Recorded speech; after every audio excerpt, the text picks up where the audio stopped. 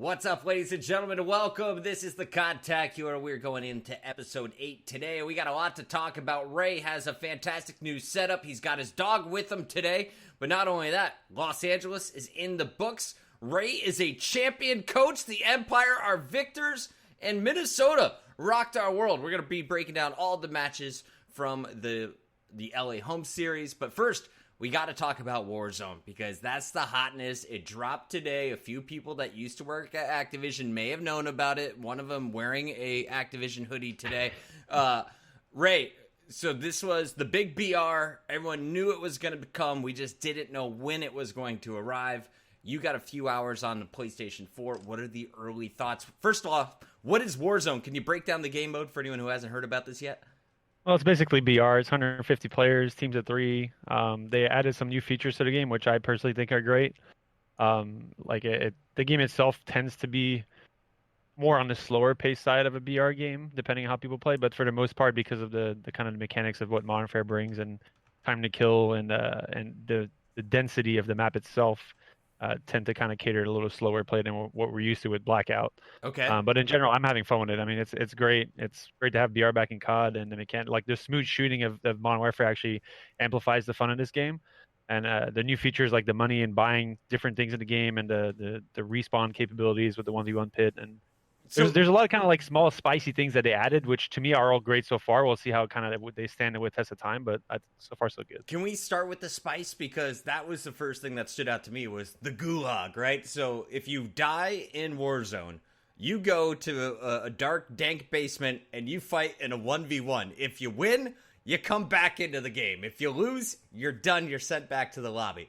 So the gulag is there, but what else do you like about Warzone? Is it a weapon variety? How does the money system work? Can you explain any of this? Because that's something we don't see in Fortnite outside of the vending machines for the resources. Right. So I mean, it's kind of similar with the vending machine, right? So it's more or less of a vending machine. You collect money in the game by kills, you find loot, you get cash, and you're able to buy certain things like local UAVs or like some kill streaks, or even the ability to respawn before a certain point in the game. For free without having to go to the gulag. So it's just, it adds a kind of different spice in it. And because these are kind of like objectives more their own, because you have to go to the actual shop to buy things, it creates these kind of cool dynamic fights that you kind of know, like, oh, I'm in a hot zone and there's this one place people can buy stuff in. So it's like, okay, well, I have, like, if I'm someone in the area, I want to kill people, that's where I'm going to go, right? So it's almost like an attraction of players going to one spot because that's where you can buy things. Okay. So there's different, like, people are going to learn different timings of the game, and like, oh, I feel like people got enough money now, so they're going to go spend it because they have had X amount of time to kind of loot around, and they probably have enough cash to buy something nice. So I'm going to go wait and get their cash by killing them, and I'll pick up their loot and kind of amplify it. So 150 players, how many people are in my squad? Three Three so far. Okay. I believe I haven't touched it today specifically, but I've played a good amount, and yeah, it's 3 people is what the squad size is, which is what's it, 50 different teams in a game, which is a lot. Shout out to Maven. Apparently on day 1 of Warzone, Maven is the best player according to Sergeant Rananov. He says he legit got a 1v3 on the team that destroyed Merc and TP. I don't believe it. I'll have to see the clip. But Warzone, that's definitely something I'm going to try out tonight. I tried to play it earlier today, and my GeForce drivers are never up to date, it seems, because I was getting 19 FPSs. Like, this isn't worth it. We'll come back and do it right. But let's talk about LA, because you are now a champion after coaching for what, 4 days? 5? How many have you been on? 7 days? Has it been a week? Let's just say 6 days worth of sitting in screens. Less than a week, and he already has a title belt. Rambo Ray, talk to me about the weekend, because this was the first event that you've been at in 2020 for the Call of Duty League. Yeah, so it was awesome. I mean, obviously with the virus stuff going on, I'm sure elements of like the grand scheme of it and how many people showed up are probably hurt by it. But in general, the setup was awesome. The actual like amateur scene was kind of there and present playing. The stage was cool. It was just nice to be back kind of like on that main stage atmosphere and having a chat with the boys in between maps and making sure everyone's kind of primed and ready to go on, and guys are scrimming in between matches. Like, it's still nothing in the grand scheme. Nothing really changed that much from when I played on that side of it. Yeah, it's pretty similar. Obviously, the production level of everything is kind of a little bigger now. They have a ton of like big screens and the setups and how to call players on the stage before the finals and all that stuff. I mean, it's honestly, it's just really cool to be back. And obviously, I can't ask for a better way to start my competitive coaching career than getting a win from the boys. And honestly, like I told you earlier, but like I spoke to you earlier privately about this, but I'm not going to take any credit. And even in the future where I do help the team, I wouldn't take any credit for the guys. Ray Like these are is the players. reason Dallas won. Let's just No, get that officially on the podcast. Dallas would have never won without this pickup. No, Ray is always going to remain humble, and that's just something we expect from you, Ray, on this show. yeah. But I saw you there. I saw you raising the trophy at the end. You are part of this squad. You are very much involved in the team. Can we talk about what you've brought to it? Because early on, we know you don't have time to go over footage with the team. You don't have time to go over like the small intricacies of actual gameplay. So what was your role at the event? What did you bring to the table? So more or less is kind of what I used to preach is just the fundamentals, right? Like making sure the guys are prime and ready going to match, just kind of getting everyone's emotion level set, just making sure that everyone's kind of just focused on what's going to happen next, especially in between maps. I don't know exactly how the other coaches are handling so far, and I wanted to have the least amount of like kind of game impact because I feel like the guys are like their knowledge of the game is pretty strong right now. Okay. And beyond the small mistakes that we make in game that is very situational that I feel like we'll be able to hash out by just watching VOD together. They're pretty up there as far as like gameplay. Like even when we played, for example, I'll just shoot straight to the FaZe match when we played them this weekend. We lost both respawns because we just made fundamental mistakes at a late point in the game, which kind of has been the story to guys all year. And we were just able to turn around and not make as many this weekend we have in the past. And our younger players are able to kind of thrive with some of the support changes. We can talk about it a little more in depth later. But Okay. But for the most part, I didn't want to like put myself in a situation where I'm changing everything.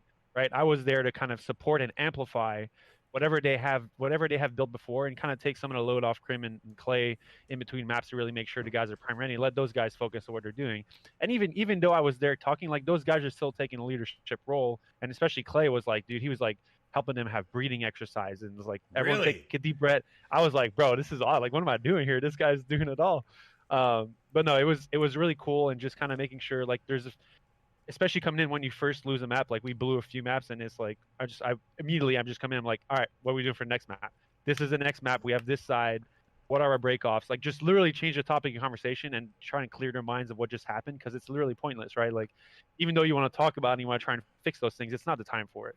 So I felt like that's probably what I brought the most and just fundamentally just making sure that their communications are up, reminding the younger kids that small talk is important and just kind of keep your brain active into what's going to happen next. And I'd say that's the most I brought this weekend. We did watch a little VOD on Saturday night from our Saturday matches and worked on a few things, a few kinks. And actually the first time we actually sat down and prepared our vetoes because I've been busy with moving. So obviously my involvement is not what it should have been for this event, but I'm really busy with trying to get stuff around and get my ass to Dallas. You'll be situated soon enough. Yeah. First question here is, all right, when do you need breathing exercises? At what point in the tournament did things get so bad that you need to focus on the inhale and exhale? Because I do it right before an intro to a whole event. My heart starts pounding, the adrenaline starts coursing, and you kind of get out of control. So I do the breathing exercises to get myself resettled before walking out with the mic. When does that happen for a team competing in the tournament? Honestly, it's mostly I would say specifically it was after the big moments for our team, whether it was a win or a loss. Like even when we came back on the LA from that domination match where we probably should have lost in that, but they made a fundamental mistake of sitting back and we just totally stomped on their faces and just brought it back from basically the brinks of defeat to just came back and win a map. And everyone's super hyped. Everyone's excited. And like, we want to keep a level of excitement and momentum, but you don't want to overshoot it to where your kind of body is really amped up. And if it doesn't start right, normally it's kind of like a train where you're going really high or a roller coaster where you're on your high. Yep. And then the low's even crashier. Like you want to be on that level of high that's just past. Everyone's had that bell curve during beer pong, you know? You get to that certain level, you're hitting every cup, and then you're just missing them all. I get it. You want to stay at that peak. You want to just ride the wave. So every time I felt, and Clay did specifically as well, we kind of worked as a group to really make sure that we're kind of staying at that level where you're in a good place mentally, but also not at a place where you can crash from it. So it happened, I'd say 3 times during the event, specifically during the finals when we kind of lost that third map and the fourth map specifically. That was a moment where like, oh crap, like I feel like every other team in the world would have saw this and just crumbled. Like we have 2 young players. well, three young players, two of them who are kind of inexperienced in this scene, and like especially all the pressure and the trash talk going on, and everyone's kind of expecting those guys to come out and dominate, and they haven't yet. And it's just like from everything kind of piling up, it was like this is bad for us. Like I came out of the back, I'm like, okay, we gotta make sure everyone's primed for this map. So I came back, Clay started talking about breeding, and then I was just like, all right, forget about that map. Like what's happening for this search on Gunrunner? We saw what they did earlier. Like we had the ability to watch them play FaZe on it, so we kind of knew what to expect. So it's just a matter of like preparing the guys and making sure they're ready mentally, and we were able to kind of come out and just dominate that last map. I got to give a big shout out to Clay because his play calls on that Gunrunner search was absolutely off the books. Just from a leadership standpoint, like this guy has it, and he's been killing it for the guys. I mean, Krim had a rough finals, and he just took over, and him and Shotzi specifically statistically did absolutely amazing. So it was just, yeah. Is there anyone else you think that is on Clayster's level right now as an in-game leader? Because we covered this on your first episode that you were on the show. I think it was back episode 4. We said, there's very few guys that have been around since the days when you and Big T were competing, and Clayster was one of, I think, 4 on that list. Yeah, honestly, I don't know exactly what how is it going for the other teams? I'm looking for a word, I can't find it. But basically, no, honestly, I'm not sure how every other team's handling the kind of leadership role. I know some of the younger teams don't seem to have like a vocal, like I don't know exactly who's on FaZe calling the shots. Seems like whenever they watch them and they have a listen, and Sim's the one kind of doing most of the talking, so I would assume he's the guy for them. But for our team, just like even in the last map, you could see Clay kind of get hyped, and in between rounds, he's like looking at his guys, and he's literally dictating what's going to happen in the next round. He's like calling shots, and he's also putting himself in situations to make those plays. Like that's one thing when I played was like you always want to be in the center of it when you're calling shots, right? Like I want to be leading the charge on what the strategy is, so I can see it unfold for myself, and then that gives my ability to kind of call out what's going to what I predict happening next a better chance of happening. Yep. If you're in the back and you're calling shots, like okay, well, yeah, you're not really seeing what's going on, so you could easily say go here, but if you see someone, then he reacts in a certain way. So it was really cool, and like I mean, I would assume that most teams have a player that's doing that kind of stuff. Are they doing as good as Clay? Who knows? But I would say Clay's doing it at the highest level possible. So I would assume if anyone's doing it the same, then they're probably doing the same level he is. They're probably winning ships right now. All right, let's take a step back and catch everyone up with where we are at. Of course, here are the standings. Let's go to the standings before the event. Because coming in, it was pretty clear. There was one team at the top of the heap, and that was ATL FaZe. They had not dropped a single match. The Huntsmen, of course, were still in first place with 90 points, but they had been to an extra event, and then the Huntsmen would be sitting out in LA. Mutineers getting to the finals back in Atlanta, while the Rocker went out in the semifinals. The Royal Ravens were out of the picture, as was Paris, and Dallas Empire playing their second tournament-style event with the 2 LA teams, Seattle Surge and the Subliners. When we looked at the bracket, though, Ray, I was kind of shocked.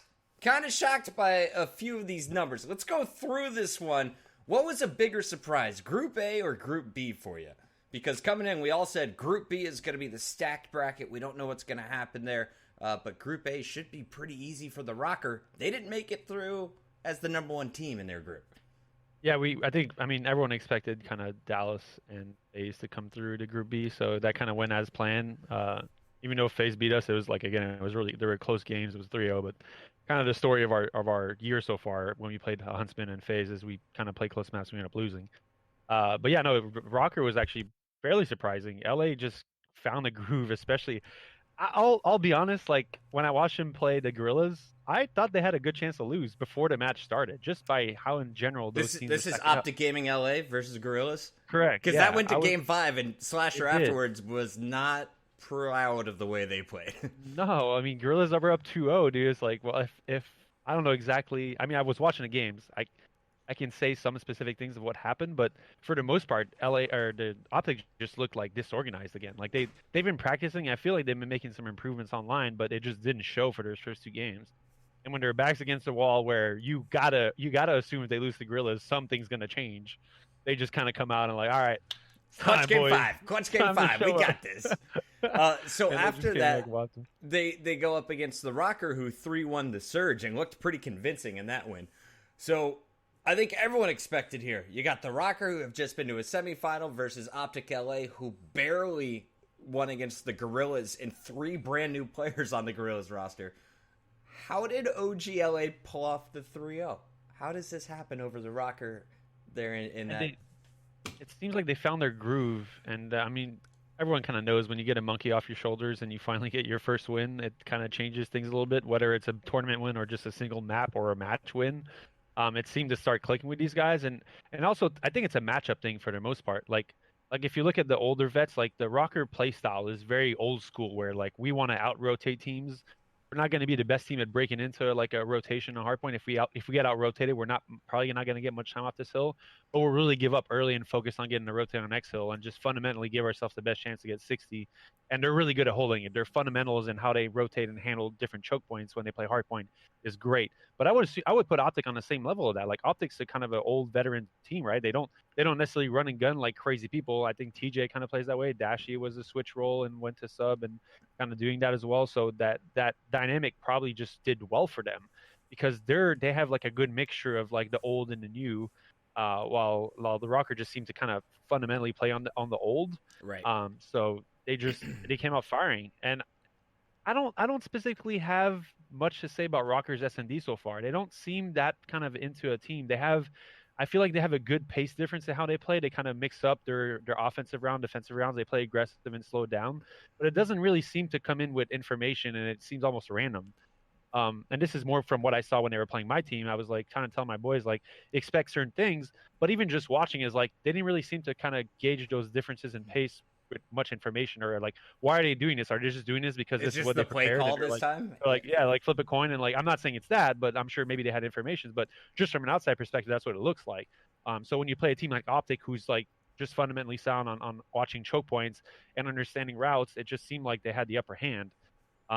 So I don't know. It seems like OpTic just is a better matchup for Rocker, and I feel like you're going to see some of these things where, like Rocker that's in my opinion, Rocker is the FaZe killer. Like, and we saw that when they beat him. Like the way Rocker plays is literally perfect for against how FaZe plays because they never take their foot off the gas. So if when you have a team like that, it's like there's so many things that can go wrong if you miss some holes or if a team's really covering the angles that you have to kind of get to protect to actually get through the next step in the progression. If the Rocker played the way they play and they play it well and the guys are shooting and they're killing well, then they have a chance to beat anyone that plays that at that speed of a pace of play. So, but yeah, it's kind of surprising to see LA, especially OpTic after basically almost losing to the Gorillas, beat Rocker was surprising. But at the same time, when you think about it, it's not the craziest thing. Yeah. But based on how they play so far, you have to be like, yeah, a little bit. It's an upset, I'd say. That was the surprise of the weekend. You guys came back and you beat OpTic Gaming LA. You knocked them out of the tournament, but that wasn't until the semifinals. When you played OpTic Gaming LA, what did you learn from the squad as you guys matched up a little bit differently than Minnesota? It looked like Shotzi was playing pretty well. It looked like you had Clayster putting up big numbers. What was that? The Search and Destroy. So talk me through the first matchup here. So actually, as a coach, I'm going to have a really good time watching VOD with the guys for the first map. We played Gunrunner at Hardpoint, and I felt like we played it really good.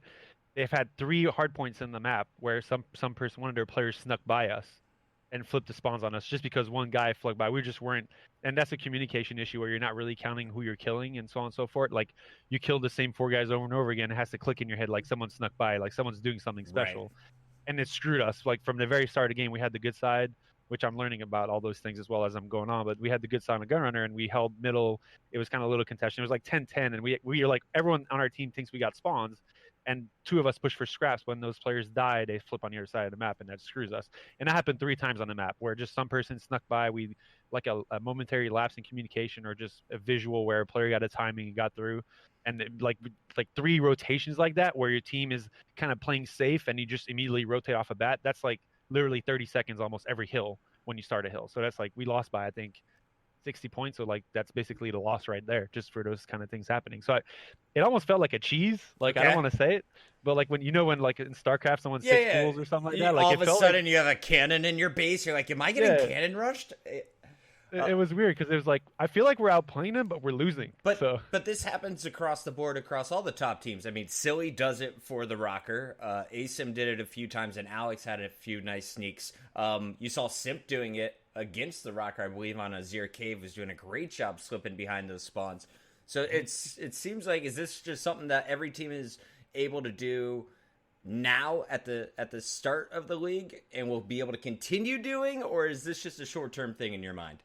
Normally it's like early in the game when there's certain like misunderstandings of how spawns work and how really what's important to kind of cover. Those things kind of tend to happen more. I would expect. I don't think it's ever going to go away. Like you're always going to have players that just if you do it early enough and like for example, let's say we're setting everyone mid and we kind of trade kills a little bit and we force a spawn on the outer edge of the map, and if a player kind of there's 40 seconds left, the players that are spawning don't really expect someone to sneak that early, or if they kind of look in that rotation angles they might miss them or something. But when you do it late in the hill it's pretty hard, and I think that's the one thing that a lot of teams are doing well is when they do try and sneak to do it early. So that's when you're not really thinking about it, right? You're like, oh, there's still a lot of time left on this middle hill. For specifically for Gunrunner, for example, like nobody's going to try and sneak right away because they still want time on that. Yeah. We want time on that, so we're going to play for it. But again, it's like super risky because if that one player ends up dying and it doesn't cause anything, then you were playing 4v5 on the rest of the map, and that ends up costing you even more time and more. Like it's a risk reward play that seems to be working right now. And like kind of to answer your question, I don't know if it's going to last. It probably will, but I think as teams kind of watch bot and see how costly it is when you let someone sneak by like that, you really got to make the most of it. It's like throwing 100%. A haymaker. Yeah, I get that. Yeah, it's a Hail Mary pass. That's what it feels like. That's what I was calling it, a cheese. Looking at the rest of the matches here, the Gorillas, of course, lost to OpTic Gaming LA in that first match. It was a Game 5 in front of the home crowds. Very exciting matchup there. But then they go and they get bombed out by Surge 3-0 here. And the Surge, they had to match up against Rocker, and they lost to Rocker 6-1 overall in map count. How good is the Surge? Because we didn't get a chance to really see a whole lot of them against a variety of opponents, and nothing that went the distance. I don't know what's going on there, to be honest. We scrimmed them twice, I think, this weekend. I had a chance to meet their coach, Nubsy, Joe. Yep. He seems like a really cool guy. Like he seems has a very good understanding of the game. Everything I've had interaction with him wise would tell me that he knows what he's doing in his job. It seems like they don't all mesh on the knowledge front, which again, like we spoke in the last episode, has happened with teams with Karma on it. I don't know if Karma is the person, the catalyst, who's like not letting him get on the same page.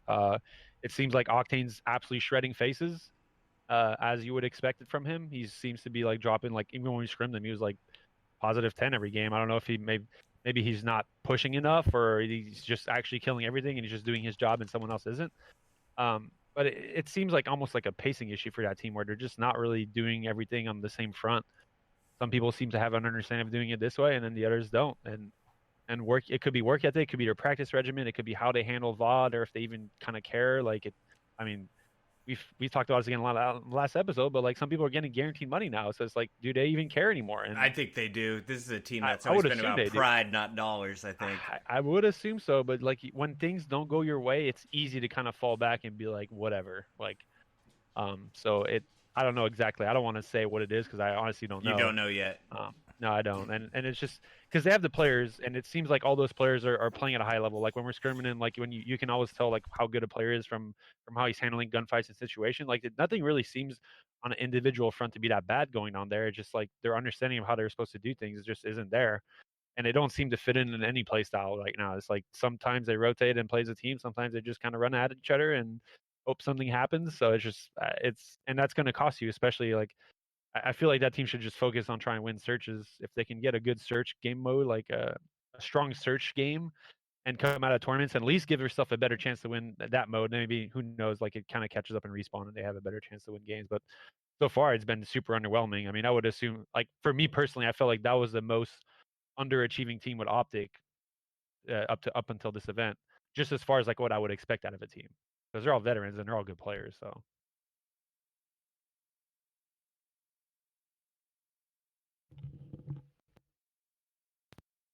I muted myself, Ray. It's not you. It's on me. So looking at, I think you muted yourself though. So now we're both muted at some point in the broadcast. Hello? Back in. There we go. So is Surge now the team that has the most to prove? OpTic made it to the semifinals. They pulled off a few clutch wins here. The Surge, we haven't seen them go deep in any tournament. They're at the bottom of the leaderboard still, Ray. It seems like the Gorillas stepped on some front. Like, I want to just talk about them a little bit since they had 3 new players, and those new players seem to be they were getting hyped when they were beating OpTic. They seem to be on the kind of on a board of like really kind of wanting to win, which I think is exciting for them when they have new guys like that. I would like to see a mixture of maybe some of the old players and the new guys back. I wouldn't say all of them perform to their highest capabilities, and I won't say names, but there is a player in that team that I don't feel has what it be at the top of the league, and I would personally not having on my own team. So let that be there. Uh, but I want to say New York is probably the team that I'm now most like. Seattle and New York would be equally the 2 teams that I'm most underwhelmed with as far as like what those players should be achieving and what are doing, and it's just not working out. We have not talked subliners at all. Should we pull up this bracket again, because it's not pretty if you're a subliner fan. They fall 3-1 to the Empire in that first match, and then the Mutineers, who got 3-0'd by FaZe, they 3-1 the subliners as well. So back to back 1-3 series if you're New York. Temp has a god game in that Search and Destroy game too, dropped 16-5. But outside of that, not a whole lot to be excited about for New York. And you got to remember, they also made a major roster change, putting 0 on the bench this weekend, putting in Happy. And if you look at the numbers alone, Happy did not have a good event. He was not comfortable outside of a few rounds with the sniper and Search and Destroy that I saw. Yeah, so I'm gonna speak freely on this one. I'm gonna like take full everyone don't think of me as a coach of another team right now. This is me as a COD fan and as a person from the outside who has a good understanding of how to play Call of Duty at a high level. Picking up Happy was not the right move. They have Doug, who's on the bench, who's literally grinding every day. And what that team was missing is someone to throw at the beasts and just kind of create room for everyone else. And Doug is that guy. As much as like whatever bullcrap or anything that happened online with Doug's dad tweeting stuff. For those who just joining the podcast and missed the drama, Doug's dad went on Instagram and called out the entire NYSL team and also gave a negative review of each teammate and why. Doug was then asked to be put on the team by Doug's dad, and Doug later had to come back and say, guys, this is not how I feel. Sorry, my dad just probably had a glass of wine and tweeted this. Okay, now you're caught up. Continue, Ray. Now we're all caught up. It's a weird thing where, like, I mean, Doug has this kind of thing where he's been on championship teams, he's won. Nobody really thinks of him as like the highest skill player. He proves himself time in, time out. It's almost like me when I played, like I felt like everyone had a good understanding of my like, okay, this guy knows what he's doing. Like a knowledge front is there. But as far as a skill or shooting, this guy's awful. He's always dropping crappy numbers. So every event I played in, I felt like I had like some muster to prove. And Doug's almost on that same front where like everyone sees him for the stats and not really what he provides on the kind of the different game level front and all these other small things that he provides to a team to help him win. Nobody really kind of sees that of him. They just see him for his stats and like, oh, he got carried to wins and he never did anything. But like if you win in a Call of Duty event, I don't care what game it is, when you did it, you have what it takes to win because it's not easy to win. Right. Especially back in the day where there's 4 players in the team. Now there's 5. So you can even more so afford a player to kind of have, not necessarily I'm saying drop 0.7 KD, but like if you go 0.95 or 0.9, like even some of the players on my team this weekend went 0.9 something, and we still won the event. Like we weren't the best team statistically, but if your team is doing what's required to do and have the space on the map to give your other players that are your skill players more or less to have kills and drop stats, then you should be fine. There's no issues there.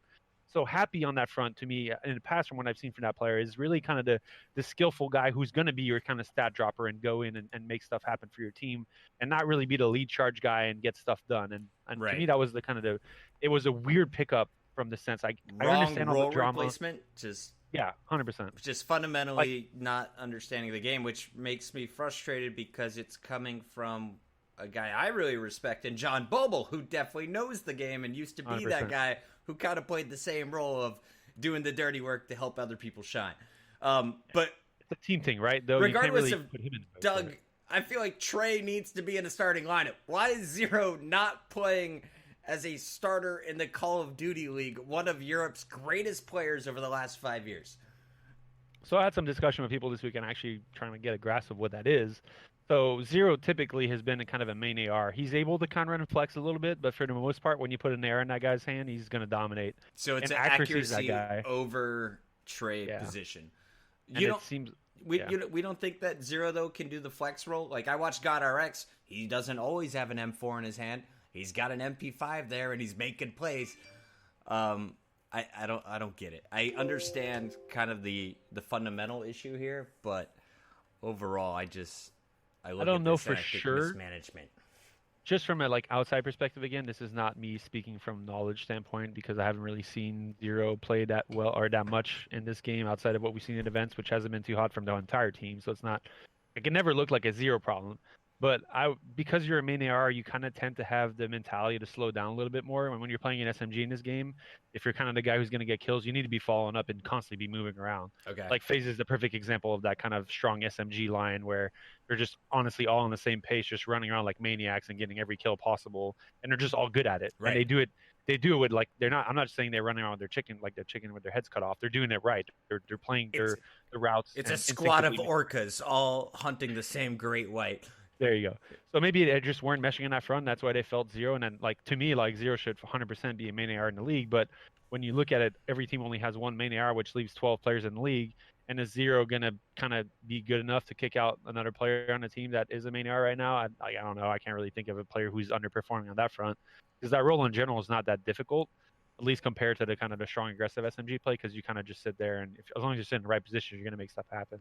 And why it's just weird. And NYC in the chat says, I just feel if a team is going to use a sub, they should spend 3 to 4 days to a week scrimming with each sub and then decide who they want to play with. I don't know. I just feel like at times it is unfair to the other sub player. Screw fairness. Screw feelings. Like, if you're operating a team, you're just trying to plan and obtain success. You just want to win. Right. I don't feel like you have time to do all of these tests into an even playing field. You just got to go with your gut and what you think is going to work after limited reviewing. If you were ever to put in a sub, though, Ray, how much time do you have to prep this? How much time do you have to make this decision? So I wouldn't do it. For example, the Gorillas changed their whole team 3 days before the event. I don't know what they were expecting there. It seemed, because especially for the bottom teams, the top, you have to be top 10. The bottom 2 teams are basically automatically out from the playoffs, and then the 4 teams after that get a play in. They have to play their way into the playoffs, almost a challenger thing, or whatever. But for teams like the Gorillas, I'm freaking out right now about points, bro. I wanted the best roster possible that gives me a chance to win now. And if you want to make a change, do it after the event. I don't know if their roster was that bad and they're just getting smacked around in scrims to the extent where there's they feel oh well, this can't be much worse, so we're gonna put all these new guys in and maybe we have a chance, which almost kind of worked out in some crazy way. But if I'm trying to put a sub, let's say a player on my team was severely underperforming and just wasn't doing these things and wasn't meshing with the team well, I'm gonna give this new guy at least 2 weeks to really kind of prove himself out and not just kind of bring him in at the very last minute, unless it's a player that I feel 100% has been putting the time. That's kind of why I'm coming back to the Doug comment is Doug's been playing 10s every day. It's not like he's not putting the time in. He's actually playing, and if he could, he would probably be playing contenders. I'm assuming there's contract things that don't allow him to do that. But he's a proven player that's been putting the time in. I don't see Happy in 10s. I don't know if Happy's even playing the game until they trying to pick him up again. I know they're really good friends with him, and he's been successful in the past doing well on an individual front. Maybe they felt that's what we need, but it's kind of baffling how they went through that process. I don't know exactly how much success they plan on having directly with him. I know for a fact they did sign a new player. I think it's Mac Meltz. Is that public now? Name. Okay. I'm pretty sure. I've heard it publicly, people talking about it, so I'm assuming that's fair. The word around the scene is, yeah. I believe he was signed just basically too late for the event. But hopefully I'm not ruining anyone's coming out party. I hope I'm not. It's all good, Ray. If it happens, it happens, and it's not your sorry fault. In advance. It's not your Apologies. fault. I just don't keep up with social media, so I don't know if it's already been announced or not. And I no longer get the league emails since I don't work there full time. But let's move on and talk a little bit about another new face, because the Mutineers did not have Pristini, the guy who would have won MVP if the Florida Mutineers won the previous event, did not compete. He tweeted thanking Florida for understanding that he needed some time off and that he wasn't going to be playing this weekend. And instead, Ferocities comes in. Pharaoh is playing for this lineup. And he had a rough first match. Stats were not good. Second match started to look a little bit better against the subliners. How did you feel? Did you get a chance to watch this guy at all? Yeah, Pharaoh's also a player that to me in my head was a good player. He seems to have a good understanding how to play the game. He's very communicative. As far as like a sub coming in last minute, I would say he's probably best case scenario for them, because he molds with any team really well. He's very talkative, which is something you want in a sub. If you have a sub coming in, he's a mute. That's like terrible in my eyes. Like in my eyes, you want to be able to take charge and kind of have his share his understanding of what he's seeing, so that when you are practicing, you're able to kind of catch up with the team and make sure that you're doing the right things that they want you to be doing. Because if you're just a mute and you're just listening, it's pretty hard to kind of you don't really have that back and forth of understanding. So I felt like he played well this weekend. Um, I I mean, if Florida played well, like that's scary for Pristina, right? Like if they see like because Preston had a good event last event, but so far this year it hasn't been that well for him or his team. So when you have a player not want to go to an event for whatever reason it is, I would assume it's probably something virus related with all the crap that's going on. Some players are probably scared of that. I know some other players are scared of that without saying too much. It could be family. It could be a lot of things. All we know is personal reasons exactly. sat out one. Right. So, and it's always scary when you're a player, right? Like, because I mean, for example, I'll go back to my personal case in 2000, the Black Ops 1. So it was 2011. I missed the first event because I was sick. I had digestion issues that I couldn't really travel with. So Nate Shot played for me, and the team got third. So it was like, okay, well, what if they win? Like what is this? Like, am I just dropped on the spot? Like, I mean, they're obviously they're good enough to win, and like maybe that Nate Shot thing happens before Black Ops 2. Maybe it's a couple of years in advance, you know? Yeah. So it's scary when you're on the bench and you never really know how it's going to handle. And because they didn't really do as well as they did the last event and Preston had a good event, I would assume it's not going to change anything. But it's scary because like everyone wants to eat, right? So everyone's trying. It's the jungle out there. If I have a chance to take your job, I'm going for it. And I'm sure that's Pharaoh's mindset. Like if he's going to try and be buddy and do everything he can, put himself in a place where he can play, and then give himself the best chance to get on the team next year, if anything. So. The chat makes some really good points as well. Pristini, your world champion, probably not the guy you're going to bench long term if he decides he wants to come back in. I start to fear for the other 4 spots on that lineup, and people have been calling out Mox. Mox, of course, the in-game leader for this squad. At least that's what the rumor was going into London, and with talks with the team, they say he often makes a lot of the calls. But the whole team chimes in. It's not just one man doing that, and that makes me think that anyone on this lineup could be replaced, putting a little pressure on Havoc, putting pressure on Frosty, putting pressure on Mox, Pristini, as we mentioned. I don't think Skies is going anywhere. That guy is always in my lineup. I'm going to put him front and center every single time, and he's going to drop a 1.14 for me. But if you're a submachine gunner, I think you got to be a little bit aware that ferocities can come in, and he showed that he brings a different energy than what we saw from the previous Florida team. This is a guy that, when things are going well, starts to get pumped up, and we all know if you got a guy like who gets pumped up, I can think of one who just won a tournament, that being Clayster. They're good to the team. They add that positive energy that helps push you to that championship form. The momentum is really the word that we got to use here. Like if you get some guy like that rolling and he applies the vibes and they keep pushing through, it's hard to stop. But I would assume they all get a kind of a free pass for this one. I would assume the team's going to be the same we saw for last event. It's like, hey, you can't expect your quarterback to be gone last minute. It's like, you're just going to go play the game. Regardless, they get a win. As we looked at the bracket again, remember the Mutineers were the team that knocked out the Subliners, and then were not in full force against the Empire, who walked away with the 3-0. Was that a tough matchup against the Mutineers? Because that was your qualification match. 3-0s can be hard. They can be pretty easy. Was this one pretty easy? I mean, the first game was kind of close. It felt in general that we had control over the whole time. Like, you know, when you, like, even as a coach now, I'm going to tell this to everyone, like, playing is way less stressful than watching. And I don't know how everyone feels about that, who's played a little bit and compete on the other side of it. But I probably blew some adrenal glands or something, and my pancreas is crying right now because all weekend I'm just there like, oh, my God. And when you watch things, and I think your mic's muted again. I think Ogre 2 would agree with you after watching him in Atlanta, for sure. He was just like, knees are jiggling. You can see his hands are clammy. Doesn't want to touch anything. Afraid that you might throw off the positive mojo. But you were nervous during that match as well, or was that one, were you just all smiles, Ray? Nah. I think that was, honestly, I felt like, even the first game was close, like I said, I felt like our team was in control the whole time. I felt like there was very little chance we were going to lose that one. Just on how we were playing and how they were handling their rotations and kind of playmaking in game. It just felt like they never really kind of pushed us to make mistakes. And it was just kind of our match to win the whole time.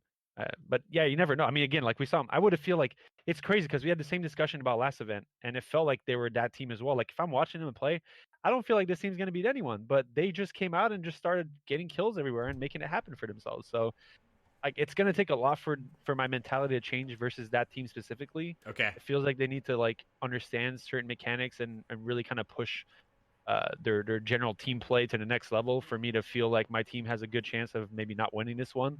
But yeah, I think, and it's also scary for them because like you want to have that pizzazz, right? If I'm playing against you and I'm like, well, I'm probably not going to lose this one. Like it's going to take a lot for me to lose this one. That's not you don't want the other team to feel that way. Like I want my team to be like, oh shit, we're playing FaZe. Like these guys haven't lost yet. This is going to be really hard to beat them. It's like a mountain to climb. You want your opponents to feel that way from the get go. And honestly, I don't think anyone looks at FaZe and feels that way, even though they had a good event last event. So I don't know what it is they need to change. Florida or FaZe? Florida. Florida. Yeah, I know people feel like that against FaZe, right? Because FaZe obviously is proven.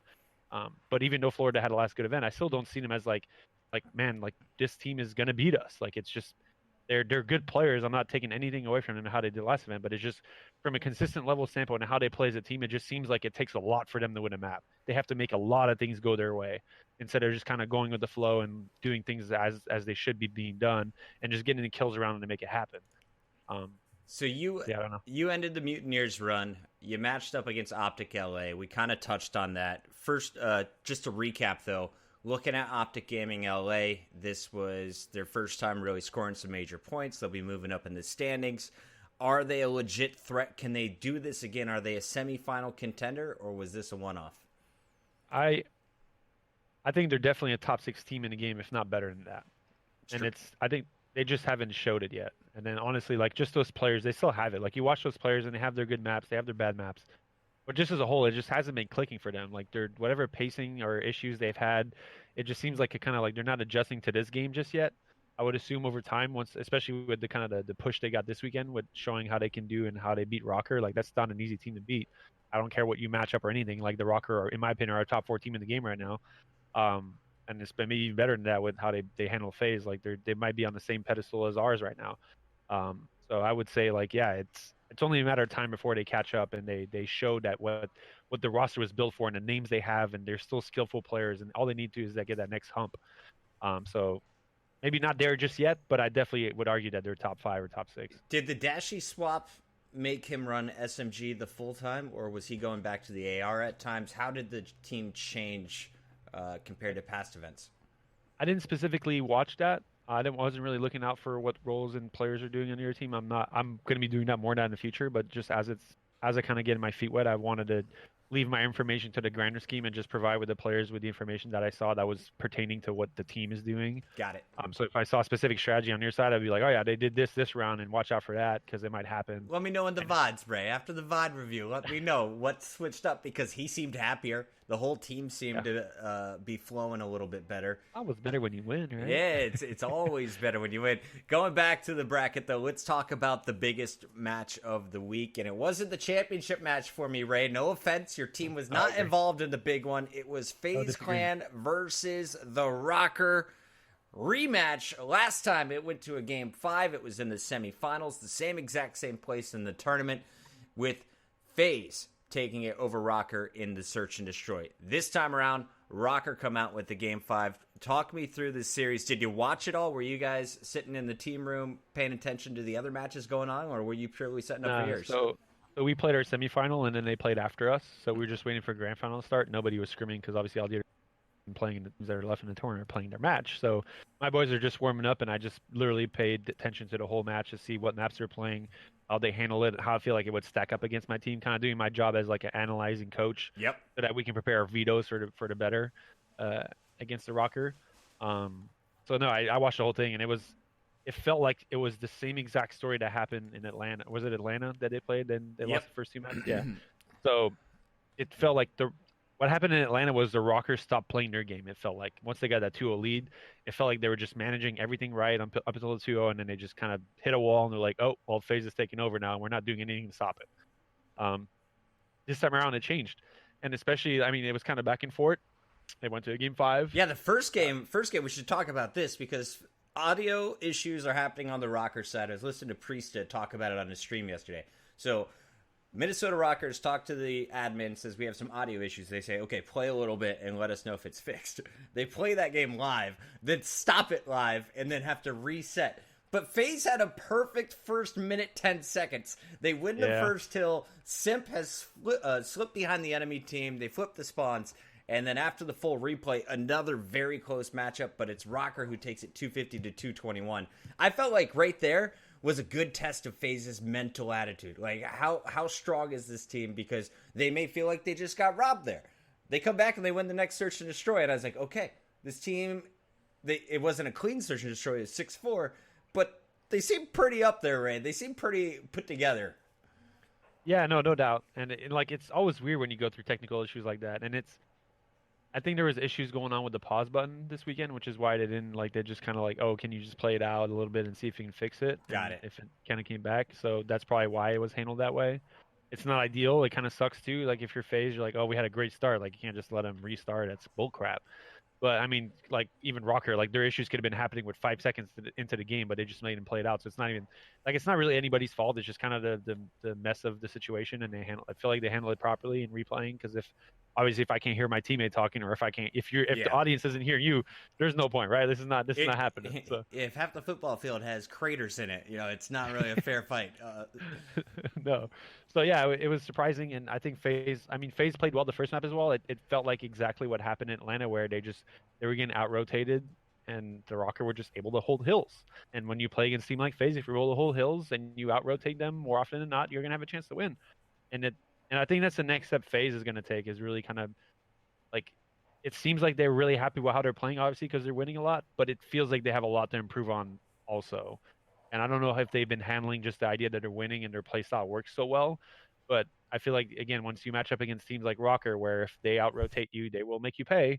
GodderX is going to kill you all the time when he's holding a heady. He's not going to miss that gunfight. I don't care how good you are. You're not going to kill him. So it's surprising. And then, yeah, he had that. What was the map search again? I kind of forgot. So the first map was a really strong performance by GodderX. I believe he dropped 32. And Silly, who was -5 at one point, dropped 30. They win hardpoint 250 to 221. Second map was Search and Destroy on Gunrunner, and that was the 6-4 in favor of FaZe.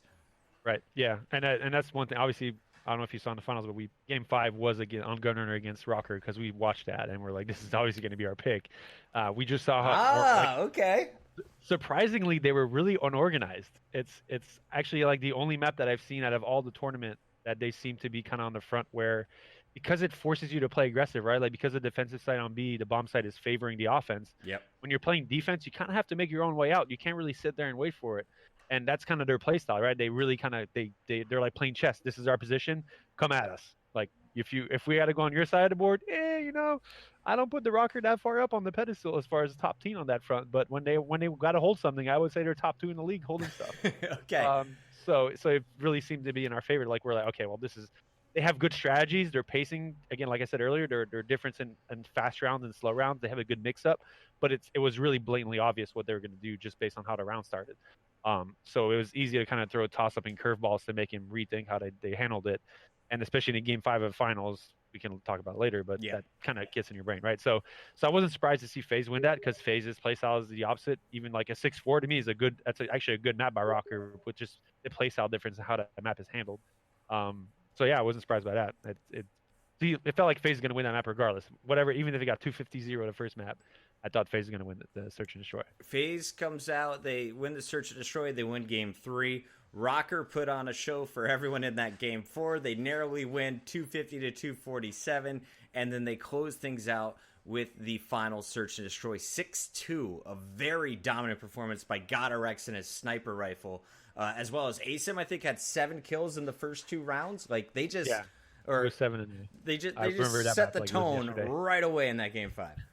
So, guess you knew you did not want to play Piccadilly. You're like, guess what our veto was in the finals. Out of here. Okay, so let's talk about that grand final, because Rocker has now beaten FaZe. The team is finishing with 20 points for the weekend. They're now out of it. You guys are playing against Minnesota for the 50-point bonus. Talk me through the entire match, top to bottom here, Ray. So just before we go into that, okay. That Piccadilly search, because Simp, and I'm just gonna say Simp specifically because he actually tore our heads off with the sniper when we played FaZe in the map 2. That's what we played him against. So when I saw the Rocker play FaZe, I'm like, they're probably thanking us right now because Simp showed all his new coin. He had some new tricks in the bag, certain angles with the snipe that I personally have never seen before, and some of our teammates on my team were like, "What is this?" Yeah, yeah, and it was super surprising. He's like, "Just okay, Clayster's walking here. Let me just shoot him." And it was like the easiest shots because nobody's really expecting that. It was actually pretty cool and insightful. But also a team like Rocker who has a very good coaching staff is watching that. And if you let that map go through and you're like, it seemed like for the most part, FaZe was completely relying on the sniper play. And when you have a sniper who gets 1 or 2 picks around, you're going to win around regardless. Yeah. And Rocker is so organized that there's like, I was like, okay, well, when I saw that as a game 5, I'm like, Rocker's probably going to win this. Because it's like, they saw what the angles of Simp was taking. They're going to play to that. GodRx is an equally good sniper. And actually, I feel like he outsniped Simp that map. Because Simp, all the angles Simp was trying to take that he took earlier were just not usable because they were playing against it. And it's just like, to me, I was like, this is it. Like, FaZe is going to lose this match. Even before it started, I was like, yeah, they got this. So when we play in the finals again, like Picadillo is obviously not going to happen for us, especially having lost to FaZe, and just our general organization compared to what Rocker had was like, this doesn't seem like a one we want to play. We knew that was one of their strengths, especially on a map it's crazy because that map has so many angles. You would think it's not a map that kind of favors the slow play, but just because of how they are able to dissect and separate the map into different kind of layers, they were just playing it really well, and strategically they seem on point. So props to them on that. And forcing our hand on that veto. I'm obviously in the future we're going to prepare and we're going to watch that and we're going to be like, okay, well, this is what they did, boys. This is what we got to do next time, and maybe we won't veto that next time. That's the fun part about the coaching staff, and there's like so many mind games going on in the back scene that nobody sees, and I wish there was more kind of output on that. But yeah, finals, map 1, our boys come out super hot and firing. We actually I feel like we made like 3 fundamental mistakes on the first map, and we're still able to come out on top. So this is what, Ramaza hardpoint? Correct. Okay. We made 3 kind of lackluster mistakes that costed us some rotations on some hills, but for the most part, we were playing fundamentally sound, and our young guys, just like Huke and Shotzi and Illy, not taking anything away from Crim6 or Clayster, but our young guys stepped up, and that's what we needed. Like, we needed those kids to kind of just come out firing, and they were making really good decision making. They're for the most part, from what I heard after the matches, their communication level was higher. They were doing what they needed to do, and especially when you're finals of a tournament, some people tend to shut out. You never really know, right? Like especially I mean, Shotzi's a world champion in Halo, but communications in Halo are very different. Illy's never really played like on a high level. Call of Duty's played Search and Destroy. Obviously, he's played a high level, but like, for so to speak, on a kind of the main stage of the finals. So you never really know how players are going to react to those situations until they're in it. And I'm honestly like, it excites me as a coach and being part of this organization of how well they took the situation, how well they reacted. Crap, even Illy, like before the last map, was like probably the best emotional state after losing that Fort Hardpoint. He was the one that's like, let's get it, we got this last map, it's ours, they don't have a chance. And it was just like, this kid, really? Like, out of all the kids on our team, this is the guy that's going to say this? And it's exciting, right? Because you're like, from an outside perspective, you wouldn't expect that. I mean, he's kind of more shut down, a little more private. Yeah, a little quiet. But he's like, dude, this is the guy, man. I'm like, all right, boy, let's get it. But yeah, kind of going back, the Search and Destroy, St. Petro was their pick. I'm not gonna say. I don't want to say much. I don't want to take anything credit away. But yeah. Clayster actually stood up and yelled, "That's our veto."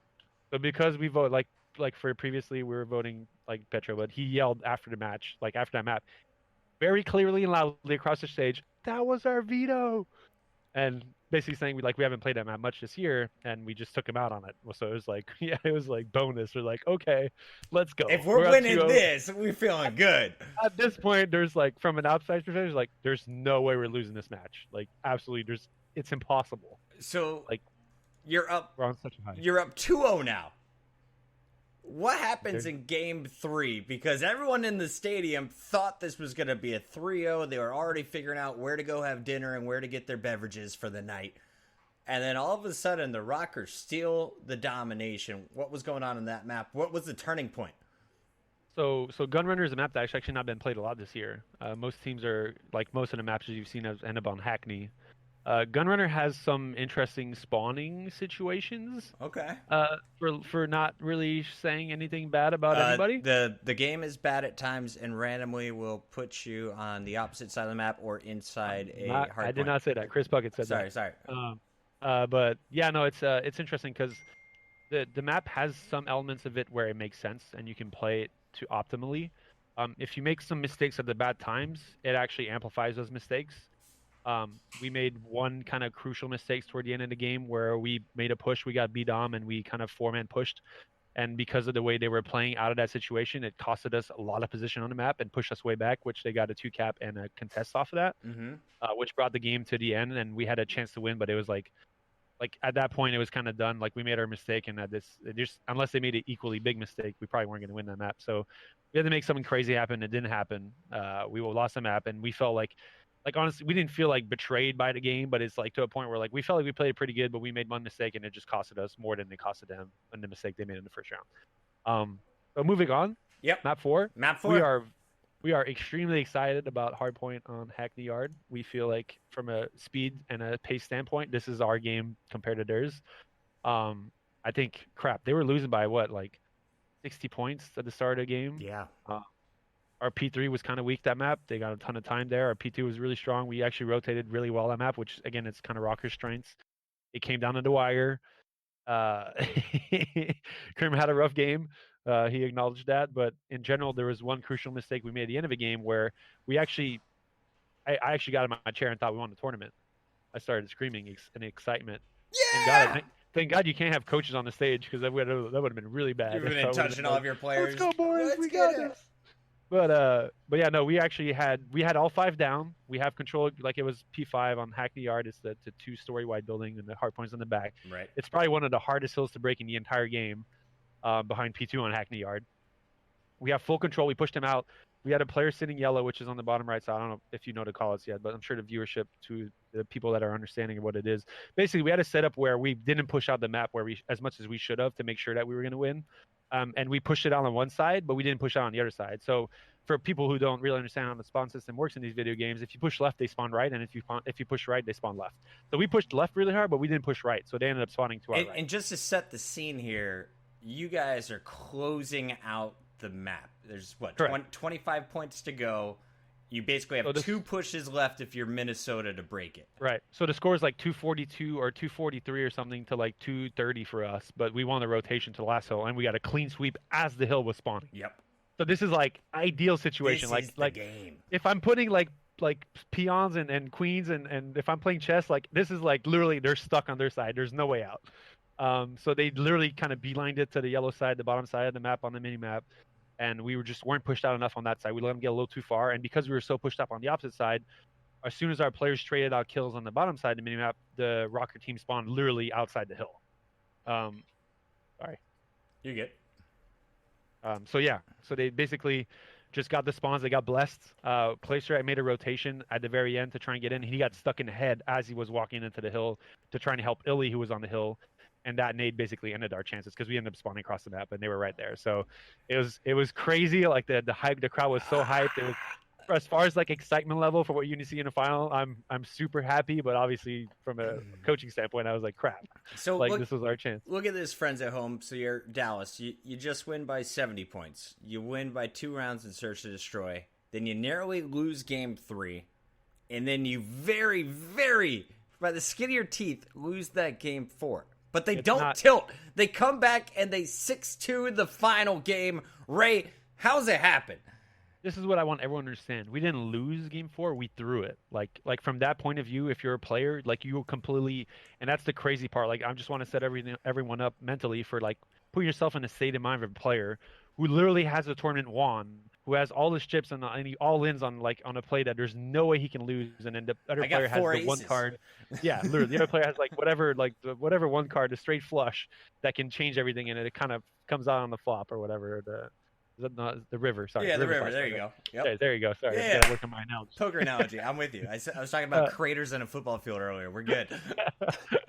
We'll get better as it goes on. But yeah, so it's just like to a point where like we can't lose this, and we just did. So from a player standpoint, even when I was playing, like I wasn't the best at kind of resetting my mind, and it's super hard to turn around from a situation like that. Like your brain was like almost to a point where you're like, this is over. Like your brain almost shut off from a competitive standpoint. And then every turn around, the crowd goes wild. The other guys on the other side of the stage are yelling at you, how you choked. They're doing whatever Clayster did with their hands around their neck. And they're like super excited. They're like, this is like your little hole. You're like, oh crap. Shit. But the good news is we had a good map on our side, right? We had Gunrunner game 5. I got on the stage. We all kind of reset our brains. We're like, there's absolutely no point in talking what happened at the end of the map. Like, we could have easily sat there and discussed what happened and be like, this is why we lost, but there's no good in that, period. We just turned the page, even though it's a really page with a lot of red and bad on it. We turned the page. We could see a little bit on your side. You know how the pages are kind of like a little blank. But hey, this is a new page. This is new what's page, at stake. fresh page. Illy, Kleister trying to control the comms. Krim was like, I had a bad map. Don't worry. Like, everyone's like, don't worry about it. This is it. Like, this is our new map. And freaking Hugh took control. Hugh the nuke, and everyone thought, Clay actually thought they were booing, but they were going nuke or Hugh. How many? It was actually really cool. How many tournaments did Hook get second? Because that was the big storyline. If you listen to any of the commentators, they love to point out the fact that Hook has so many second place finishes, but he's never been a champ. It was 7 or 8. I'm pretty sure, because he said while we were having dinner at night, he said it was 7.